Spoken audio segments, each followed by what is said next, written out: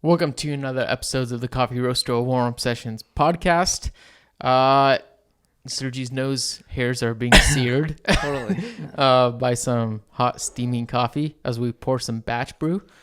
Serge, what's this inspo about with your glasses? Is this the new mirror look? Yeah, it could Dark mode? Dark mode, exactly. No, I think it's just funny. I think it's a little comical, like when people wear glasses indoors, or a lot of the times. I think I've seen an episode of like another podcast where someone just was in glasses.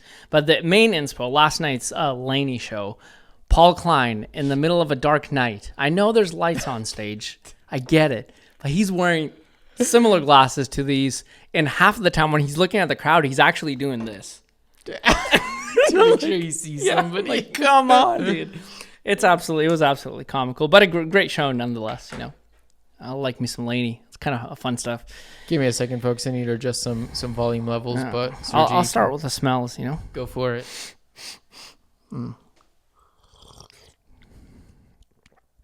Man, I think we're on a hot streak of actually brewing some tasty batch. Finally. It took us 2.5 years. I'm afraid to change our persona of being like actually satisfied with batch brews rather than unsatisfied. No, we need to find something bad in this cup. I mean, okay, It's good. too complex, sorry. Too many berry flavors. Too many berry flavors. Oh, gosh. It is slightly bright, but actually juicy. No. I like it. It's nice. No, it's very pleasant. Actually, wow. Very solid. Yeah, that's so weird why the last couple of podcasts have just been bangers with even this podcast that we didn't release because of some audio issues. Right. Yeah. Those are bangers. But Man. It's wild how Indonesian coffee has just been blowing us away. I mean, I had the same conversation with Jason Stevenson. I mean, congrats to Jason for becoming a Q grader. Shout out to Jason. Crushing his Q test. Actually, First try, right? Yeah. That's so good. They only had what to do. I think most of his peers only had to retake it, one of the sections. But yeah, he crushed it. That's incredible. Incredible. But he was also talking about some tasty Sumatran coffees, which to me sounds like a joke. Mm-hmm. I mean, I personally haven't had a insanely wild Sumatran, but he was saying some things. Let alone washed. A washed. Yeah, that's right. That's even wilder. Yeah. Yeah. So that's incredible. This is our Indonesia Sulawesi. Mm-hmm. To be honest, I was gonna order some coffee, and then I realized, like, man, by the time it comes, it's gonna take like a week, and I'm literally leaving to Portland the next, like a week after that. So I won't even probably have time to enjoy it. So I was like, whatever, I'm not going to order. But then I don't have any coffees around. And, contrary to popular opinion, drinking your own coffee all the time, every day is not always like not the dream. Yeah, it's not the dream. It's great when, a coffee just lands and you love it and stoked about it, and then you're like, okay, cool. I've been sipping on this Ethiopian for about 6 months now. So you need some transition, some changing things up around every once in a while. Speaking of Ethiopians, do we have something flying, shipping, coming? Dude, before we talk about Ethiopian coffee, wow. Mm-hmm. I hate saying Jolly Rancher. Watermelon? There's like a candied juiciness going on. It's this like, wow. Yeah. Also, considering this coffee, we basically are done with it. We have a few more roasts.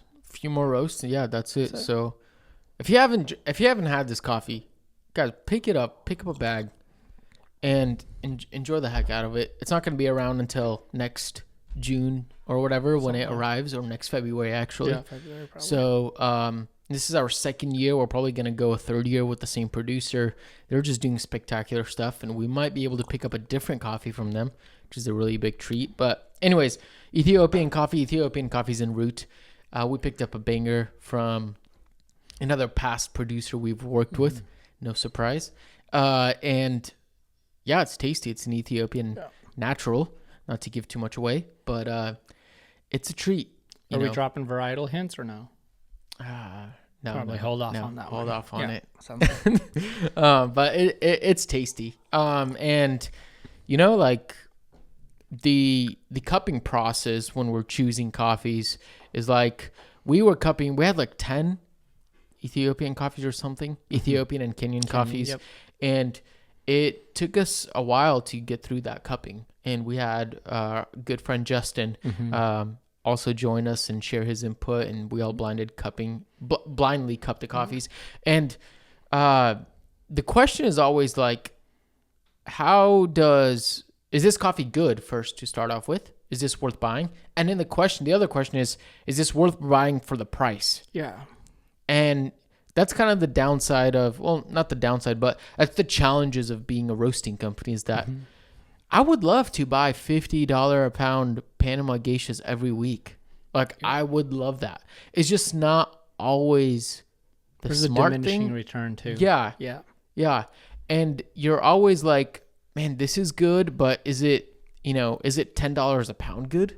And then realizing like, wait, if it's $10 a pound, you calculate some losses in green and roasting, shipping, dialing in, and all these things. Then you realize like, okay, wait, for an 12 ounce or an 8 ounce bag, you're going to be charging this much. And then you start to realize like, okay, so if you're going to charge people like $50 for a bag, it has to be good. Right. You know, like it's kind of sucks when you buy like a banger of a coffee and you pay like a premium. Yeah. And we're not even talking about like premium, like fair trade. Yeah, like, yeah. Like we're not talking about like above, C market, all this stuff. We're talking about like, oh no, you paid like, I'd consider like $25, $30 for a 8 ounce bag. Like it's a lot. You're getting 8 brews out of it or whatever. You know what I mean? Like you hope that it's good. And so that's like a challenging part. Now I'm just going on a very long rant. But that's the challenging part of buying green coffee. And you're always waging that. And last point before maybe you can share some input, but we bought, we're in that same table. We had a couple of Kenyans and one Kenyan really blew my socks off. I was like, this may be one of the best Kenyans I've had in a while. And I really wanted it at least.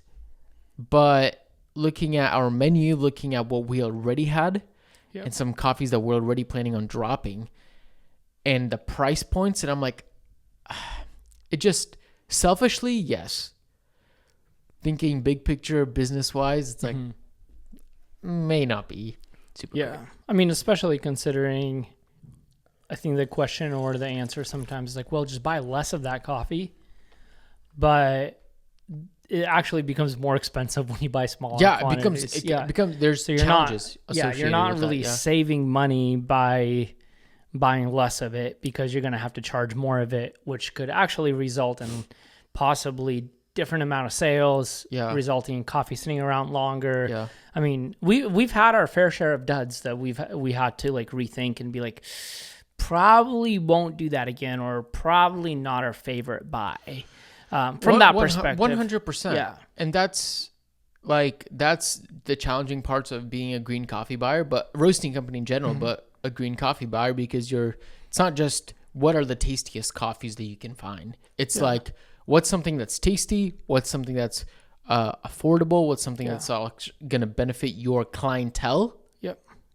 And your customers, like all these things that play a big role. And then it's very easy to kind of slip up and buy a little too much or overthink. And so it's a big learning process. Yeah. I mean, that's a perfect segue into the question and this topic today is, have you ever purchased a coffee and it was a dud? It looked great on paper. You were probably stoked about it. You gave it a try. From like a home barista. From a home. Yeah. Just like for us. Because we buy coffee online as well. Oh, yeah. We own a roasting company. But, I mean, if I'm not at the cafe, I'm brewing at home, which also makes me a home barista. Yeah. I mean, I just invested into some Gorilla Brewers. I'm like decking out my ode. Like, I feel y'all. I'm right there with you. even though I am working on some Malconing E65 grind by weights, but I also have a note. All right. Anyway, that's a tangent. What I was gonna say is like, I bought coffees where I was super stoked to get them, just to brew them and be like, either I'm brewing something wrong, I don't understand, is this like just a bad roast? And I'm afraid as a roaster, I'm afraid to critique the roaster too harsh, Of course. But in the back of my mind, I'm like, I kind of taste the paper. Yeah. We always talk about that. Like, there's something papering on here or something. So you get a coffee that you're like, yeah, it's okay, but it probably didn't measure up to 92 or 95 or $100 a pound. Right. And I think that's scary. Like, that's disappointing for a home barista. And that's for reference, it's not like you're paying $100 a pound, but if you buy an 8-ounce bag, which is a half pounder, for $30, you're actually paying $60 a pound. You're just buying less of it. Yeah, you know. Sure. Yeah. And so, of course, like that's never a fun experience from like a home perspective. Like if you're just drinking coffee at home and you get a coffee that you paid a little bit more for them and it doesn't taste that good. And honestly, from like being a roaster, it's made me both more strict and more peculiar and picky, and some would say it's more snobby about it. But at the same time, it's actually produced so much more grace from my perspective. Because I can try something and I'm like, no, it's actually really great. I can see how a little something happened in the roast that they could not have foreseen. Yeah. And that affected it a little bit. You know, like, and I'm like, I can cut slack. Yeah. I can give grace, and I'll go back and I'll actually go back and buy from the same roaster again, just a different coffee, because I get it. Like I mean, it's challenging. And so, but at the same time, I'm like tasting it, and I have like literally every taste bud, you know, on high alert, looking for every little small little issue, you know, in the roast. And so, but, the question is then like, is, you know, this bag that you bought worth it? Yeah. Is it tasty enough? Is it good enough? And when it is good enough or it supersedes your expectations, it's great. But when it doesn't, it's also a bummer. Yeah. And a lot of this has to do with also like what you paid for it. Yeah, for sure. That's a big component, because if you buy a pound of coffee for $10, say like a grocery store or whatever, and your expectations are being adjusted according to the price point. Yeah. That's key. I was just going to follow up with that and say price is expectation. No, you totally went into where I was thinking. Like price sets the expectation. So here's my thought in question. Are you like a 7x77, like forgiveness kind of style guy? Like, are you going back and trying until you get what you want from the same roasting company? Or are you like one and done? I think that's a good question for listeners too. It's like, how long do you go? Yeah. And that's scary for both people who are consuming coffee, home baristas, and then roasting companies. Without getting into nitty gritty, because I think there's a lot of variables at play, like brand is a big one. Like there's some people I buy from because I just love the brand. I love what they stand for. I love whether it's maybe I have a friend that works for them, or I visited their cafe and really love the experience, or you know what it is. So some of that I will go back even after a not so great experience, but I'm definitely, it kind of depends. Like sometimes I'm a little more gracious, and sometimes I'm like, you really have to show me something really flashy and intriguing for me to make me want to go back. You know, and I think price point is a big part of that, because you know, if you have a not so great experience with, you know, a coffee you bought for $10, it's not as bad as something that you bought a premium from. And if you're, you know, and then that just brings up a whole rabbit trail, because to a certain extent, sometimes brand does play a big part in the pricing, that you're actually just buying it because they're cool. They're the cool cats. And that's it. For sure. You know, but not to go on too far away from what we're talking about here, but it's a hard decision.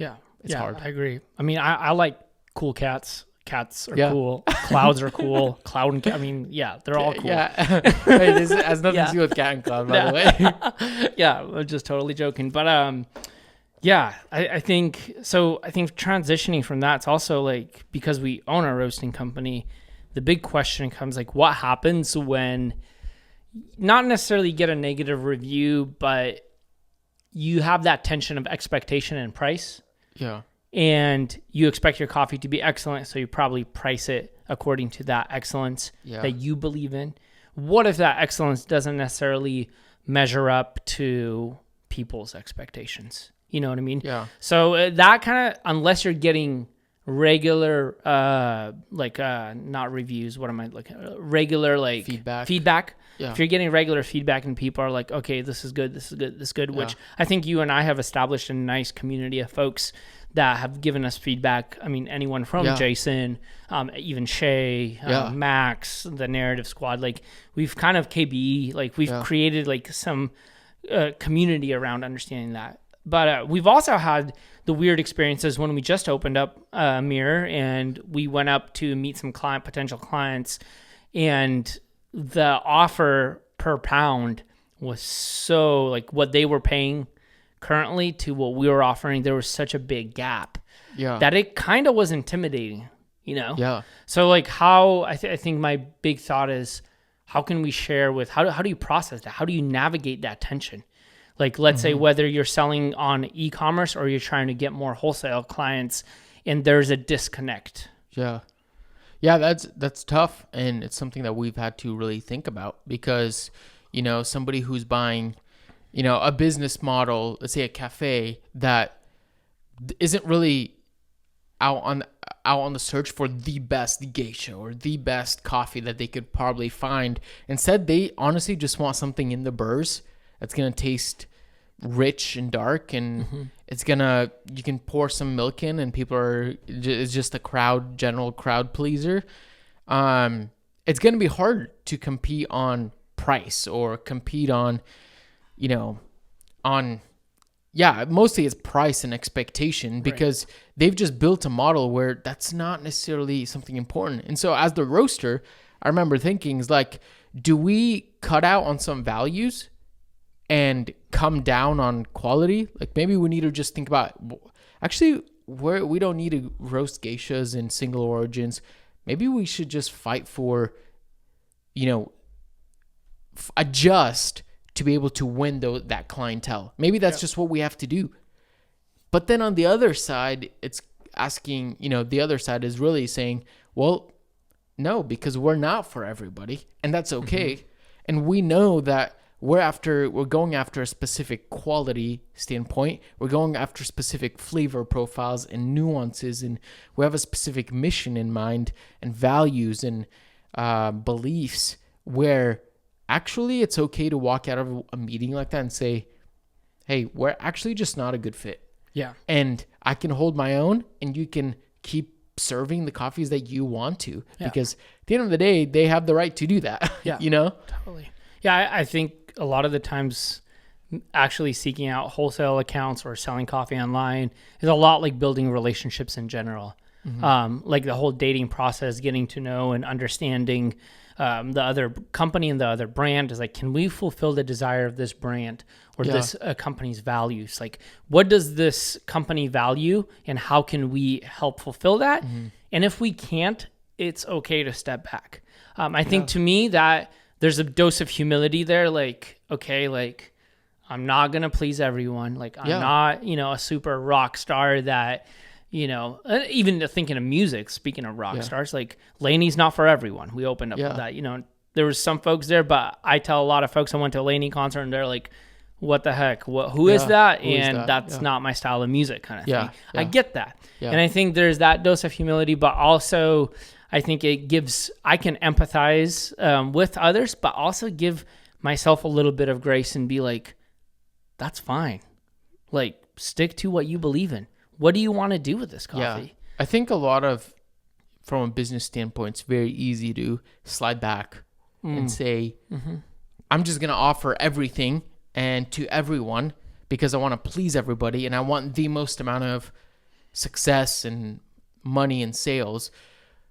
And for somebody, sure, I guess that works, you know, but I'm actually a big proponent of saying that's not the way to go because at some point that's going to drive you right into the ground and you're not going to be happy, content. You're going to displease somebody and you're, you know, every single, you know, direction of wind that blows, you're like chasing after and it becomes really challenging. Yep. And a part of this conversation is also thinking about like, how do you also from a roasting standpoint, both not only know your values, but also know what you're capable of. Yeah. Like, can you actually roast a $50 geisha, $50 a pound geisha to a $50 a pound geisha and not taste like peanuts and hay and then try to convince somebody that it's worth that much? Yeah. Like, do you have the skill set and the ability to pull something off like that? And listen, I know everybody wants to say, yes, we can or whatever. But once again, there's got to be some humility in that. There's got to be some time where it's like, like not really. Or yes, we can. Yep. And so, does that make sense? No, it makes 100% sense. You have to be, I mean, let's not diminish confidence, right? You have to be confident in what you do. So if you're doing a good job and you believe in yourself, like stay confident in that. We're not here to diminish your confidence. No. But we're also saying that self-awareness is key. Yeah. Because if you're living in denial and you think you're the best roasting company, or you think you're, the best green coffee buyer, you think you're the best barista, and there's a degree of lack of teachability, lack of like listening, lack of understanding, like you're actually hurting yourself at that point, because there's a potential that you can make some adjustments and all of a sudden, that geisha is worth $90 a pound. You know what I mean? And if you're not getting that feedback, you're not building that maybe group of community around you, having that accountability and having that humility and self-awareness. If you don't have those things, then you'll actually never get to the place where you can set the bar high and lead expectation by charging a proper amount. To be honest, we've been on both sides of the spectrum. Yeah. And there's definitely been times when we've had a coffee that we paid slightly more for than what we'd like. But then what we'd like, we get like, I'm not saying that we're trying to just cheap out and cut corners here. We get the farmer sustainability conversation. That's not what we're talking about here, but you pay a little bit more and you realize this coffee actually doesn't taste like a really expensive coffee. It's not quite enough for us to price it at what would be normal margins for us. And sometimes we've actually lowered the price of something to match the value and the expectation. And I don't think there's anything wrong with that. But that's a hard decision to make. Yeah. That's, to a certain extent, I would say that's not only just self-awareness, but that takes integrity. Yeah, for sure. Like, to be able to say like, whoa, wait, no. We're okay with losing out on something so somebody can have a better experience. Yeah. And the goal for us, I mean, we always want to be able to provide something that is so much more value-driven than just a win for us. Yeah. Like, at least this is the goal, and it may not always come through, but I want every coffee to be enjoyed and be like, wow, this is spectacular. Not only would I want to drink this again, but I'd actually be willing to pay more for it. Yeah. I think from a sales point of view, that's hard. That's really hard. From a sales point of view, I don't want to convince people that my product is good. Yeah. I want to convince people to join the mission and what we believe in. Like what we want to accomplish with Mirror as a brand. I don't want to convince people, hey, my coffee is actually tasty. Did you know that Mirror coffee is tasty? That's not the conversation I want to have. Yeah. The conversation I want to have is, hey, this is our vision. Like, we want to create these stories. We want to connect with these farmers. We want to connect with these brewers. We have a bigger plan than just this tasty coffee. The coffee speaks for itself. Well, that's what I'm saying. It's not that taste is out of the picture. Yeah. It's just that let it speak for itself. Right. And actually, the mindset I'm trying to like learn to be in is just saying like, well, if you're drinking, if you chose not to buy one of our coffees, I'm sorry, but you're probably missing out.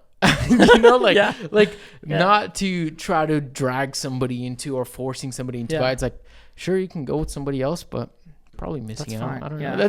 That's fine. Yeah. It's like it's your loss because I've put in the blood, sweat, and tears, and I've tried to bring out the most value in this cup. And hey, it's your choice. But you're right. Like and that's hard. I think I think there's so much conflict in this conversation of like this tension of like, you're a business standpoint, you need to sell more coffee because you need to survive. Yeah. But then also realizing like, oh no, treating people with care. I mean, reflecting what's good. Yeah, you know, totally. that's what it comes down to. Is like, how do we drive with value, and leaving, you know, people just stoked and enjoyed that they had a coffee. That's actually great. Yeah. I think I get more stoked when we sell out of our crop that we've bought multiple times from the same producer. Yeah. We made a connection rather than we buy a exceptional coffee and we don't have that built connection with the producer yet. Yeah. And we sell out. It's like, sick. That was a good coffee.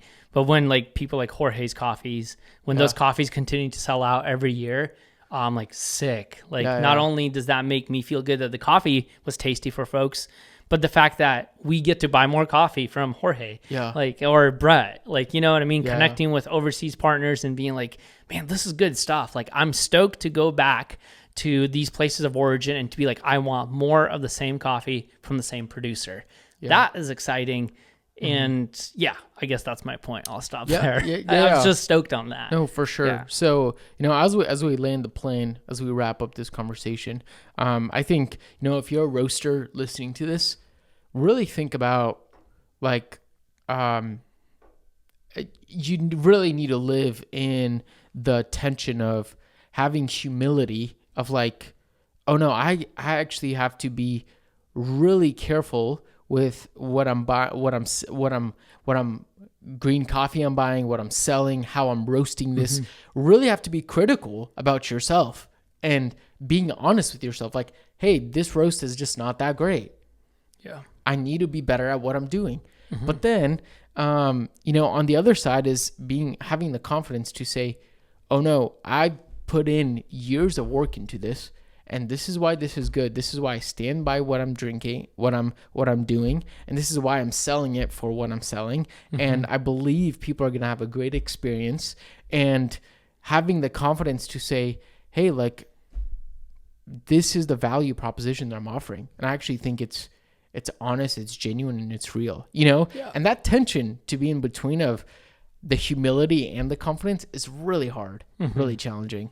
But I think it's worth fighting to find that balance. So killer. I'm not gonna say anything. Let's wrap out of that. Cool. Hopefully I'm just thinking about all the you know, all of us who have enjoyed a cup of coffee or bought a bag of coffee that wasn't spectacular. We've all been there. But anyways, I'll just tell folks, refrain from posting in the comment section about the coffees you don't like.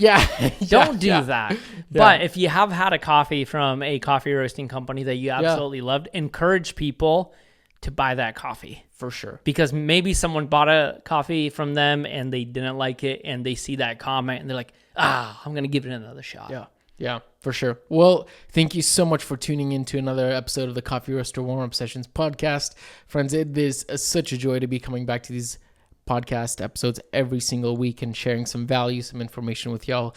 Feel free to share your feedback. And friends, always remember, reflect what's good.